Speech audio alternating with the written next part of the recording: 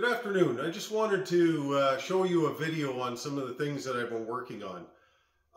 One of my hobbies is repairing woodworking equipment. I like doing it. It's a little bit different than just working on regular wood products. I do that all the time, but I do find machinery. I love the tinkering. I love the rebuilding, the aspect of trying to understand how things work. So over the last number of years, I've collected a number of table saws that I've purchased, usually very inexpensively, and then put back together and sold. So in the last couple of weeks, I got rid of a Rockwell table saw, and then today I just finished off a Delta. The Rockwell was listed at 1.5 horses. This Delta that I've got is listed at a 3 horse, and I wanted to try out how good they are at pushing heavy stock through it. So I resawed this right here, which is 5.5 inch wide red oak, and it was 8/4, and I split it in half. And I wanted to find out how it would do under that condition of pushing the saw to its limit, because for the most part you're not going to be ripping stuff like this, but I'd at least like to know if the saw has the capacity. And in all honesty, I was actually very surprised with what I found out with the different saws.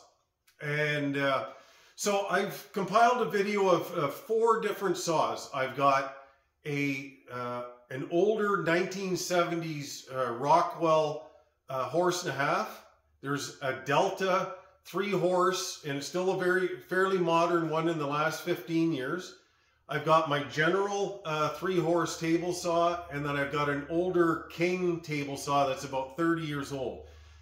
And all of these motors have different amperages, and this is what I found very interesting, because you know they list horsepower and amperage, and none of it really lines up to what the performance is.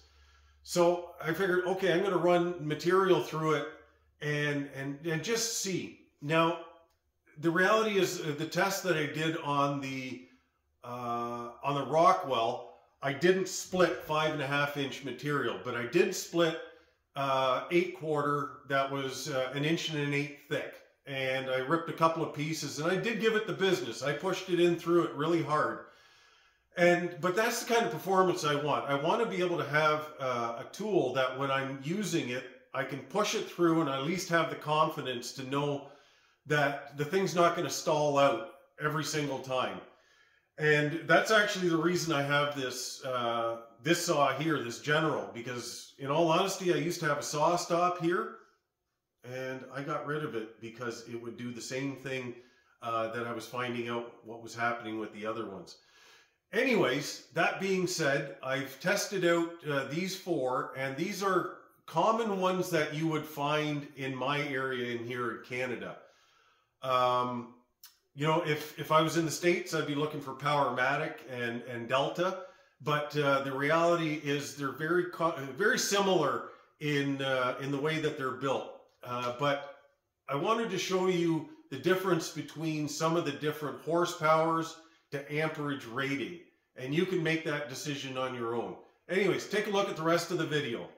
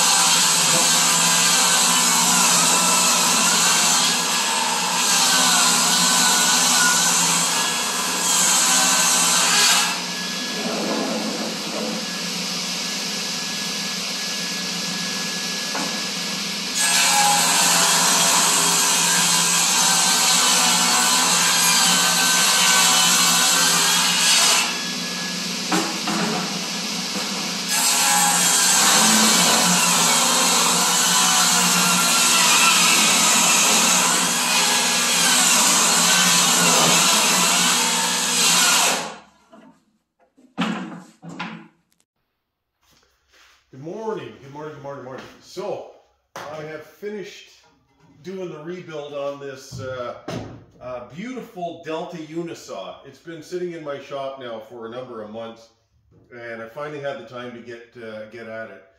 And ironically, it didn't take me that long. I should have done this a long time ago, but I want to test this out because I had a Rockwell table saw in here a few weeks ago, and it was running a 220 volt single phase 10 amp motor, which they list at 1.5 horses. This one's listed at 3, but it's 12.4 amps. And I want to see what the difference is between 2.4 amps. So I was running a board like this. It's 5.5 inches wide, 2-inch red oak. And I ran that through that Rockwell, and I gave it the business. And I did actually, I was able to stall out the motor at one point. I want to find out if this thing does the same thing as the Rockwell. Because that Rockwell, I was really impressed with. It's such a good, well-made saw. Like, that's been made for decades. And so this is the last generation of US built ones. And it's just an absolutely fabulous saw as far as that goes.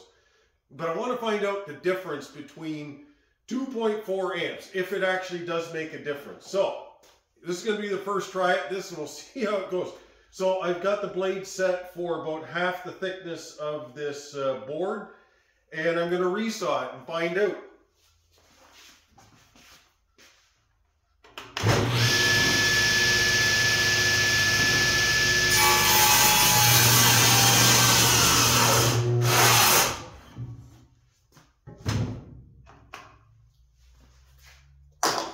Well, that gave me a good answer right there. I think, did I trip a breaker?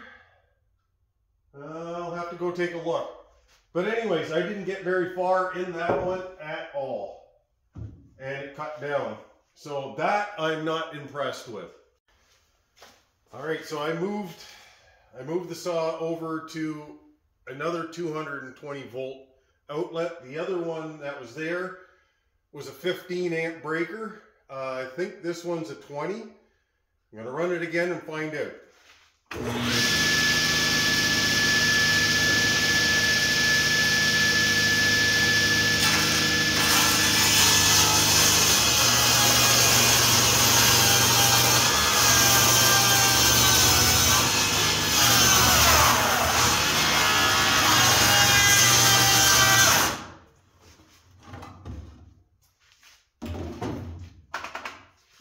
Alright, that cut out as well.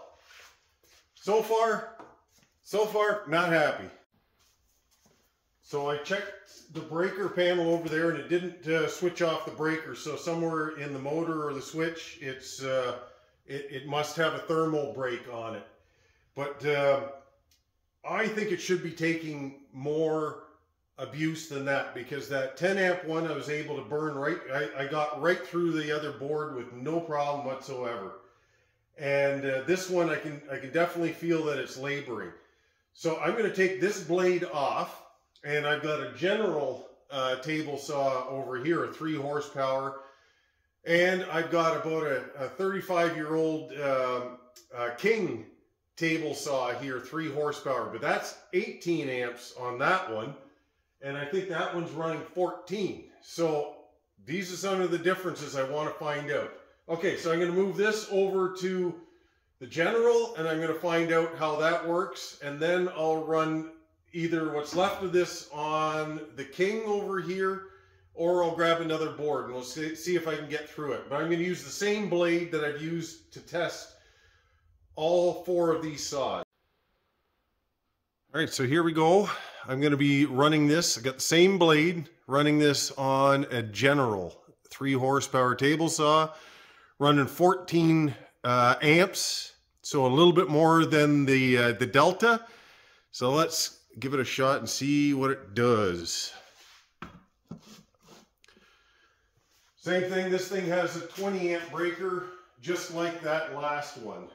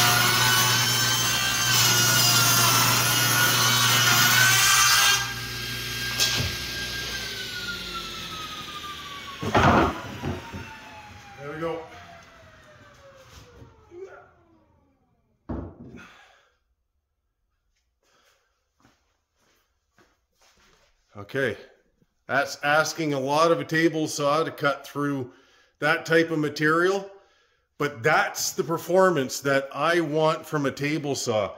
I don't want a table saw that's going to cut out on me when I'm starting to run very, as far as I'm concerned, cuttable material.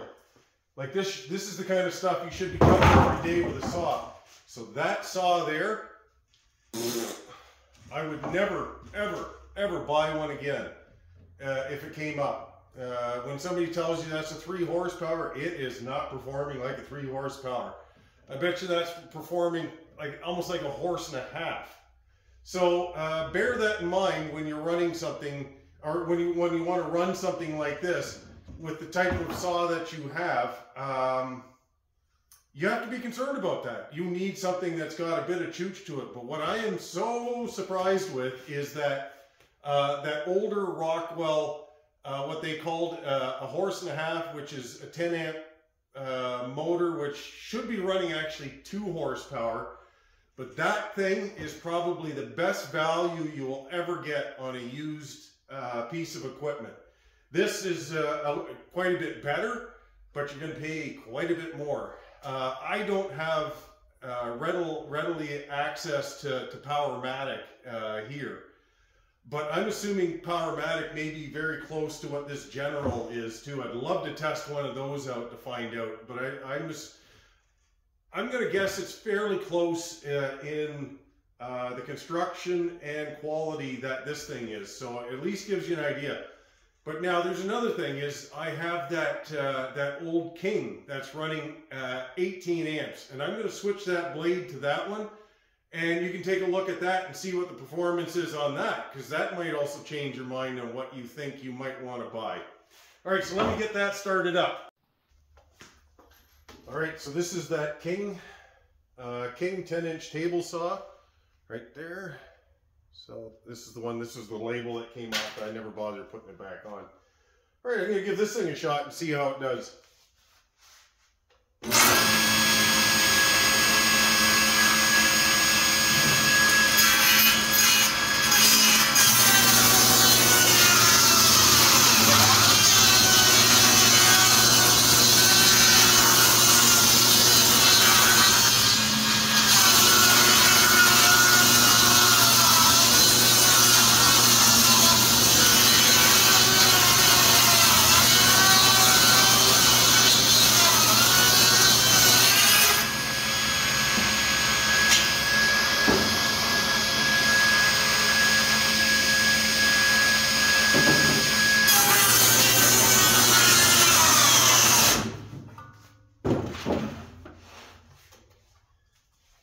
All right, so this one cut out as well, so that's giving you a bit of an idea what these things are capable of. That General, that's what